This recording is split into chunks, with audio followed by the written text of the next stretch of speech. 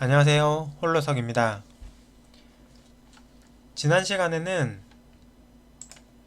종합주가지수, 종목 검색 화면, 그리고 수신별 쌍크림 매매 기법에 대해서 알아봤습니다. 오늘은 종합주가지수에 대해서 좀 더 세부적으로 알아보도록 하겠습니다. 종합주가지수 일봉 차트인데요. 보시면 이렇게 하루하루 이렇게 매매 거래가 이루어지면서 캔들이 이렇게 만들어지고 있습니다. 이런 캔들이 하루하루 만들어지면서 쌓이고 쌓여서 지금 이렇게 엄청나게 많은 캔들이 이렇게 완성이 되는 거죠. 이 캔들은 하루 동안 있었던 엄청나게 많은 일들, 세계적으로 발생한 이슈들, 그런 이슈 영향을 받아서 투자자들, 그러니까 외국인, 기관, 개인들, 이 영향을 받아서 오늘은 매도를 할지 매수를 할지를 결정하게 됩니다. 개인들이 주식시장에서 이렇게 외국인과 기관을 상대로 승률을 올리려면 어떻게 해야 될까요? 어떻게 해야 주식시장에서 개인들이 돈을 벌 수 있을까요? 아무리 아무것도 모르더라도 주식 투자를 하는 데 있어서 기본적으로 알아야 될 부분들이 있습니다. 그게 바로 미국과 국내 주식 종합주가지수 차트, 그리고 기본적인 각종 경제 지표들, 그리고 그 경제 지표와 주가의 상관관계, 이런 것들을 어느 정도는 알아야 합니다. 주가에 영향을 주는 것들이 기본적으로 미국의 그 FOMC 연준 의장의 발언이라든지, 그 다음에 GDP 성장률, GDP 갭, 인플레이션, 환율, 금리, 통화량, 그 다음에 오일, 정말 정말 많은 것들이 있습니다. 그 중에서도 그 미국의 FOMC의 의장의 발언은 굉장히 중요합니다. 작년부터 시작해서 계속 금리를 상승을 시키고 있는데, 이유가 물가를 잡기 위해서라고 공표를 하고 있는데, 가만히 생각을 한번 해보세요. 미국이 세계에서 가장 강한 나라잖아요. 금리를 상승을 시키면 미국이 금리 많이 준다 라고 하면 세계의 많은 투자자들이 미국의 은행에다가, 또는 금융기관, 아니면 주식, 부동산 등등에 많이 투자를 하겠죠. 그러면 유동성이 풍부해질 거고 미국의 경제는 좀 나아질 여지가 있겠죠. 그래서 금리를 계속 상승을 시키고 있는데, 반면에 금리를 상승하게 되면 돈이 없는 중소기업들은 버틸 재간이 없겠죠. 대출을 받아서 기업을 운영하는 힘없는 회사들 같은 경우에는 은행 이자를 감당하지 못하고 파산을 할 가능성이 높아지겠죠. 그렇기 때문에 어떻게 보면 양날의 검인데, 최근에 미국에서도 여러 가지 문제가 발생했었죠. 중소은행 파산이 있었잖아요.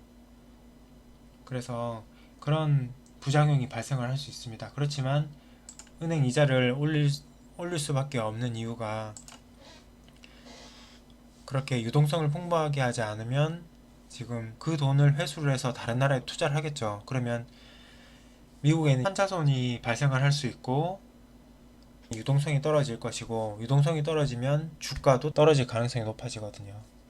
그리고 여러 가지 다른 문제들도 발생을 합니다. 연달아서 다른 문제가 발생할 수 있기 때문에 굉장히 위험한 상황이라고 할 수 있고요. 또 상가 부동산 공실률이 굉장히 높아지고 있습니다. 중국 같은 경우에는 부동산 경기가 굉장히 중요한데 건물을 짓다가 자금이 모자라서 못 짓는 경우가 허다하고 분양이 안 되고 또 토지 소유를 국가가 하고 있다 보니까 임대를 해줘야 되는 상황에서 임대가 안 되니까 재정 재원을 마련을 할 수 있는 방법이 없게 됩니다. 그래서 재정 상태가 점점 열악해지고 있고 1대1로 사업으로 인해 나라들한테 굉장히 큰 자금을 융자를 해주고 받지를 못하는 상황이 있죠. 그래서 중국도 지금 굉장히 재정적으로 어려운 상황이라고 할 수 있습니다. 그리고 수출도 지금 어려워지고 있고요. 일본 같은 경우에는 지금 엔저로 잠깐 좋아지는 것 같지만 실제로 30년 동안 계속 경제가 안 좋은 상태였죠. 그리고 저금리를 계속 유지를 하고 있습니다. 굉장히 안 좋은 거라고 저는 판단을 하고요. 우리나라 같은 경우에도 코로나 이후로 부채가 많이 증가했고 또 그로 인해 재정이 악화가 되고 지금 긴축을 하고 있는 상태이죠. 그렇지만 긴축을 하고 있는 상태인데 기업과 자영업자, 근로소득자 모두가 힘든 상황입니다. 더 자금을 풀 수도 없는 상태예요. 풀고 싶어도 풀 수 없는 상태죠. 금리를 올리고 싶어도 올릴 수가 없는 상태입니다. 금리를 올리면 대출을 하고 있던 자영업자들이 다 무너지겠죠. 그리고 돈을 끌어서 모아서 산 부동산 소유자들은 경매로 넘기게 됩니다. 그리고 대출을 많이 받아서 사업을 운영하고 있는 기업들도 더 힘들어지겠죠. 그래서 금리를 올릴 수가 없는 상태입니다. 제2금융권, 제3금융권에 있는 채무자들이 대출을 했는데 변제를 못하고 있습니다. 상황이 어려워지고 있고요. 그래서 전체적인 상황을 봤을 때 이 세계 증시는 앞으로 쉽지 않을 것 같습니다. 이거는 나스닥 종합지수 차트인데요. 이렇게 일봉 차트를 쭉 보시면 항상 차트를 보실 때는 과거부터 현재까지 다 나오도록 해서 전체적으로 보실 필요가 있습니다. 지금 2008년도부터 시작해서 2022년까지 대세 상승장이었죠.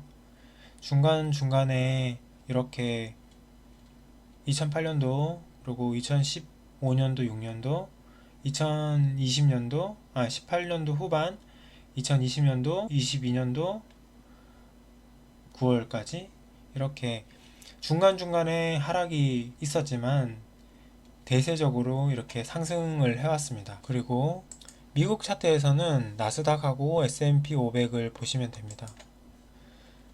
우리나라에 굉장히 영향을 미치는 건 이 두 차트이기 때문에 이렇게 보시면 되고요. 항상 차트를 보실 때는 과거부터 현재까지 전체적으로 보시는 게 중요합니다. 이렇게 S&P 500 차트인데요. 여기 보시면 2000년도에 이렇게 고점을 찍고 그 다음에 2001년도 그리고 2002년도 이렇게 하락장이 있었고 그 다음에 2008년, 2009년 요 사이에 하락장이 있었고 그 다음에 2015년도, 2018년도 후반, 2020년도, 2022년도 오르락 내리락 합니다. 이거는 중국 상해종합지수 그리고 니케이 다 마찬가지입니다. 이렇게 대부분의 차트가 비슷비슷하죠. 이렇게 있는데 중요한 것은 제가 저번 시간에도 말씀을 드렸듯이 우리는 바닥이 어딘지 고점이 어딘지 잘 알 수 없습니다. 물론 저 같은 경우에는 지금 이렇게 2008년도도 보시면 이렇게 바닥에 이렇게 신호들이 발생을 하고 다 잡아내지는 못하지만 이렇게 2020년도 코로나도 잡아냈고 그 다음에 2001년도 바닥 이렇게 신호가 발생을 했고 2002년도에도 바닥에 진짜 바닥 여기 진짜 바닥에 이렇게 화살표가 이렇게 많이 발생을 했습니다.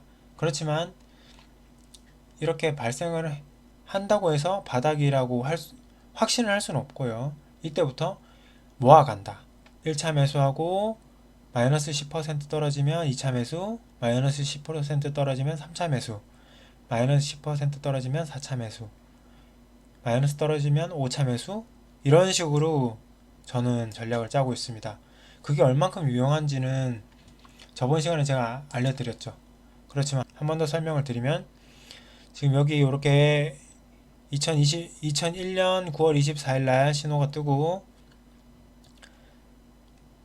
종가가 1003포인트입니다. 이게 1003포인트면 보세요.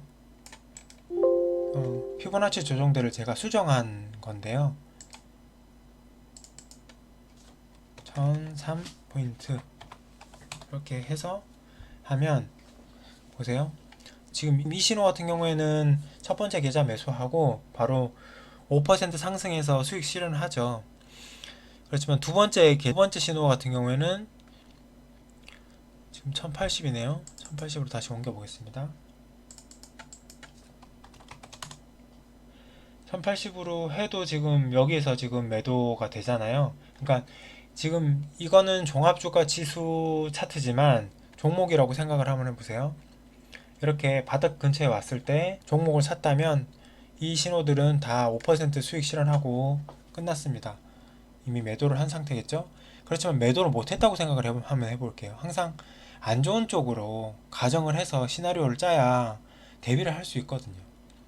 매도를 못하고 두 번째 계좌, 세 번째 계좌까지 매수를 하고 네 번째 계좌 매수가까지는 오지 않았어요. 세 번째 매수만 되어 있는 상태인데 여기서 박스권 횡보를 합니다. 계속. 그래서 횡보를 하다가 여기 두 번째 계좌 매수가까지 오면서 10% 수익 실현이 되죠. 그래서 세 번째 계좌는 매도가 됩니다. 그리고 상승해서 두 번째 계좌 매도, 그 다음에 첫 번째 계좌 매도, 이렇게 되는 거죠. 다른 사람이 여기에서 사서 그냥 뭐 위쪽을 바라보고 계속 견디고 있을 때 우리는 이렇게 매도를 반복하면서 이미 수익 실현을 하고 빠져나옵니다. 다른 사람은 여기서 빠져나오거나 아니면 더 기다리겠죠. 물론 첫 번째 계좌를 매도하지 않고 더 기다리는 방법도 있습니다. 그렇지만 올라간다는 보장은 사실 없죠. 누구도 알 수 없어요. 다음에 어떤 WDB 온다든지 어떤 상황이 발생할지 모르잖아요. 이것도 WDB라고 보면 됩니다. 여기서 이렇게 지금 거의 2년을 하락을 하다가 또 한 번 더 하락을 하잖아요. 이렇게 되는 거는 알 수 없어요. 3번, 4번 올지도 모르는 것이고, 주식 시장은 항상 위험을 가지고 있습니다. 그렇기 때문에 일종의 도박인 거죠. 상승 가능성, 하락 가능성이 보고 높은 쪽에 베팅을 하는 겁니다. 저 같은 경우에는 항상 안전하게 이렇게 그때그때 수익 실현을 하고 있어서 현금이 있다는 거는 언제든지 제가 투자를 할 수 있기 때문에 굉장히 큰 무기가 될 수 있습니다. 그래서 알게 모르게 제 잔고는 계속 늘어나고 있는 거죠. 여기 2008년도 보시면 거의 바닥에서 신호가 떴기 때문에 여기도 보시면 한 두 번 정도, 그러니까 3번 계좌까지 매수했다가 이렇게 올라가겠네요. 그죠? 그리고 코로나 같은 경우에는 거의 바닥에서 신호가 잡혀서 이때부터는 계속 그냥 매수를 하면 되는 거죠. 이렇게 올라가는 상황이니까 비중을 실어서 이렇게 화살표가 표시가 된 때부터는 비중을 싣습니다. 그러면 시간은 걸릴지 몰라도 제 수익 늘어날 수밖에 없는 거죠. 자, 이번에 저번 시간에 보여드렸던 대로 우리 코스닥, 코스피 종합주가 지수 차트도 마찬가지입니다.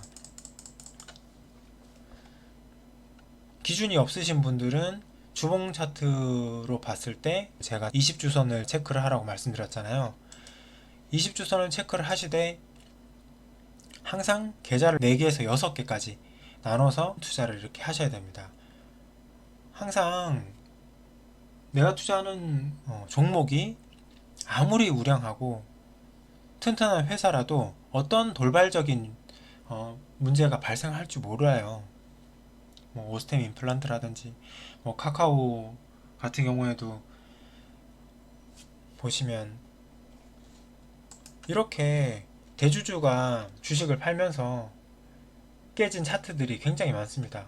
그래서 아무리 우량하고 좋은 종목이라고 하더라도 구속이 된다든지 대주주 지분을 매각한다든지 전환사채 발행을 한다든지 유상증장을 한다든지 뭐 좋은 기업을 매각을 한다든지 안 좋은 것들이 있거든요. 그래서 그런 것들을 저희는 알 수가 없잖아요.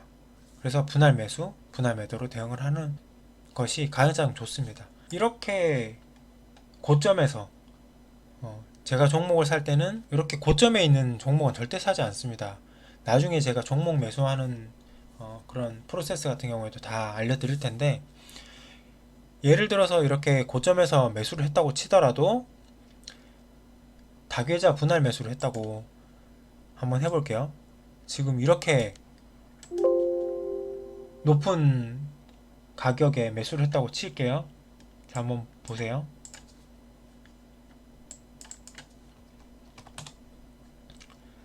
첫 번째 계좌, 두 번째 계좌, 세 번째 계좌까지 매수를 하고 10% 상승을 한 매수가죠. 세 번째 계좌 매도, 다시 내려와서 세 번째 계좌 매수, 네 번째 계좌 매수, 다섯 번째 계좌 매수, 여섯 번째 계좌 매수, 이렇게 매수를 풀로 다 했잖아요. 그러면 첫 번째 계좌는 마이너스 50%가 되어 있는 상태죠. 가만히 생각해보면 만원짜리가 5천원이 된 거예요. 그러면 내 투자 금액은 반토막이 났으니까 멘탈이 붕괴가 됩니다. 일반적으로 개인 투자자분들, 특히 초보 투자자분들은 멘탈이 붕괴가 됩니다. 그런데 저는 전혀 걱정하지 않습니다. 이렇게 고점에서 매수를 하지 않지만 했다고 가정을 하더라도 마이너스 50% 됐다고 저는 당황하지 않아요. 왜냐? 이렇게 마이너스 50%가 됐더라도 여기 신호가 오면 분할 매수를 했잖아요. 분산 투자를 했잖아요. 그러면 첫 번째 계좌가 여기 마이너스 50%가 됐다고 하더라도 여기 신호가 떴잖아요. 그러면 같은 비중만큼 투자를 하면 마이너스 25%가 되잖아요. 물론 얘가 더 내려갈 수도 있습니다. 이 종목이 내려가지 말라는 보장은 없어요.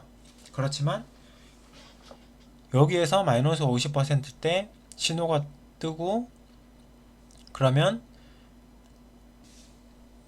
같은 비중을 더 투자를 하면 마이너스 25%가 되죠. 그래서 이렇게 25%로 만들어 놓고 또 만약에 더 내려간다면 첫 번째 계좌 매수가 대비해서 10% 간격마다 두 번째 계좌, 세 번째 계좌, 네 번째 계좌, 다섯 번째 계좌 쭉 이렇게 매수를 합니다. 저는 네 번째 계좌까지 매수를 하고 그 이후에 이제 신호가 떠서 추가 매수를 해서 이렇게 일찍 이렇게 매도를 하고 나오고 그런 방식을 취했었는데요. 만약에 제가 고점에서 매수를 했고 다섯 번째 계좌까지 매수를 했다고 치더라도 이런 식으로 같은 비중을 실어가지고 추가 매수를 해서 빨리 수익 실현하고 이렇게 나오게 됩니다. 그러니까 상승을 하는 것보다 하락을 할 가능성이 더 높다는 걸 항상 인지를 하고 계셔야 돼요. 그래서 하락하는 종목에 대한 대응을 할 수 있는 그런 준비를 해 놓으셔야 됩니다. 지금 이거 같은 경우에도 보세요. 세 번째 계좌가 여기서 매도가 되고 여섯 번째 계좌까지 매수를 한 다음에 추가 매수를 아예 안 했다고 가정을 하더라도 여섯 번째 계좌 매수하고 여섯 번째 계좌 매도, 여섯 번째 계좌 매수, 여섯 번째 계좌 매도, 여섯 번째 계좌 매수, 여섯 번째 계좌 매도, 다섯 번째 계좌 매도, 네 번째 계좌 매도, 세 번째 계좌 매도, 두 번째 계좌 매도, 첫 번째 계좌 매도 이렇게 되는 거예요. 제일 고점에 샀는데 이렇게 다 팔고 나오잖아요. 어떤 느낌인지 아시겠죠? 지금 이건 지금 폭이 제일 큰 거죠. 2008년도. 이 앞에 것도 다 마찬가지로 이런 식으로 대응을 하시면 지금 여기 2018년도에 세계 경제가 악화가 돼서 이렇게 한번 하락을 하고 여기서 박스권 행보를 하다가 코로나가 발생하면서 이렇게 또 추가 하락을 했죠. 근데 보시면 여기서 이렇게 신호가 뜨잖아요. 저 같은 경우에는 이렇게 신호가 뜨면 여기서부터 계속 이렇게 오른쪽으로 횡보를 하면서 해도 제가 매수 매도하는 데는 전혀 이치장 없죠. 하락을 할 때도 이 고점에서 샀다고 하더라도 여기에서 1차, 2차, 3차, 4차, 4차 계좌매도, 3차 계좌매도, 2차 계좌매도, 1차 계좌매도 여기서 끝나잖아요. 그죠? 다른 사람들은 가만히 그냥 절망하고 있을 때 저는 여기서 수익을 다 실현하고 나오잖아요. 여기서 이만큼 더 하락을 한다고 하더라도 추가 매수를 똑같은 비중으로 이렇게 한다고 하면 여기서 빠져나올 수 있습니다. 다른 사람보다 훨씬 쉽죠. 그러니까 여기서 빠져나왔을 때 여기부터는 굉장히 홀가분 마음인 거죠. 계속 수익이 실현되거든요. 상승장에서 그 수익 실현하는 거는 아무나 다 합니다. 평균적으로 다 상승을 하니까 자기 실력이 어떤지 몰라요. 저도 2020년도 3월부터 주식 시장에 투자를 했을 때 돈을 벌면서 제 실력이 엄청 좋은 줄 알았거든요. 그렇지만 그거는 어디까지나 착각이었다. 바로 2021년도부터 제 실력이 바로 드러나더라고요. 네. 오늘은 종합주가지수에 대해서 오늘은 세부적으로 말씀을 드렸고요. 다음 시간에는 종목 검색 화면에 대해서 그리고 추가적으로 종목 매매하는 방법까지 알아보겠습니다. 지금까지 시청해주셔서 감사합니다. 구독과 좋아요는 사랑입니다. 감사합니다.